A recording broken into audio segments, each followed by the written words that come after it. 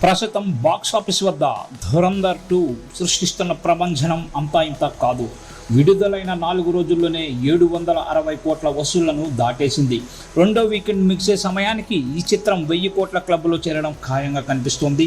Long రన్లో 2000 కోట్ల మైలురాయిని కూడా ఈ సినిమా అందుకునే అవకాశాలు మెండుగా ఉన్నాయి.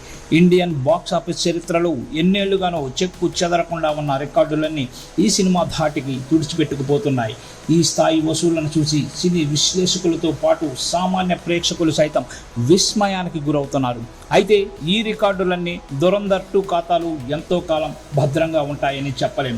ఈ ఘనతను తిరగరాసే మరో భారీ చిత్రం వచ్చే ఏడాది లైన్లో ఉంది.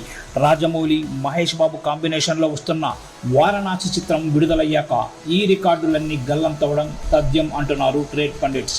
ఆ సినిమాకు కనీసం యావరేజ్ టాక్ వచ్చినా సరే ప్రస్తుత వసూళ్లు దాని ముందు చాలా చిన్నవిగా అనిపిస్తాయని చెబుతున్నారు.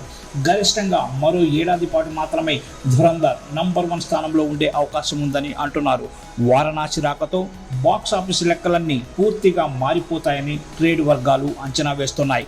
ఇప్పటికే విడుదలైన ప్రమోషనల్ కంటెంట్ చూస్తుంటే వారణాసి చిత్రానికి ఉన్న క్రేజ్ ఏంటో అర్థమవుతుంది.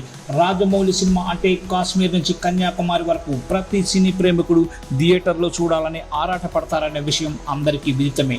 ధురంధర్ 2 సినిమాకి మంచి హైప్ ఉన్నప్పటికీ వారణాసి రేంజ్ అందుకు సరితూగదు. ఈ చిత్రం దేశంలోని అన్ని ప్రధాన భాషల్లో ఏకకాలంలో విడుదల కానుండడంతో పాటు ప్రతి చోట ఒకే రకమైన ఉత్కంఠను రేకెత్తిస్తోంది. ఓపెనింగ్స్ విషయంలోనే కాకుండా ఓవరాల్ వసూళ్లలోనూ ఎవరు ఊహించని సరికొత్త బెంచ్ మార్కులను ఈ సినిమా సెట్ చేయబోతోంది. ముఖ్యంగా పాన్ వరల్డ్ స్థాయిలో ఈ సినిమాకు ఉన్న బజ్ ఓ రేంజ్లో ఉంది. ఓవర్సీస్ మార్కెట్లు ఇప్పటి వరకు లేని విధంగా భారీ వసూళ్లు వస్తాయని భావిస్తున్నారు. టికెట్ల ధరలు కూడా సాధారణం కంటే ఎక్కువగా ఉండటం వల్ల బాక్స్ ఆఫీస్ నంబర్స్ కళ్ళు చెదిరేలా ఉండబోతున్నాయి. ఈ ఏడాది రామాయణం వంటి భారీ చిత్రాలు పోటీలో ఉన్నప్పటికీ రీచ్ పరంగా వారణాసిదే పైసేయిగా కనిపిస్తోంది. అందుకే ధురంధర్ నిర్దేశించే 2000 కోట్ల టార్గెట్ కూడా రాజమౌళి, మహేష్ బాబు సినిమాకు చాలా చిన్న లక్ష్యంగా మారే అవకాశం ఉందని భావిస్తున్నారు.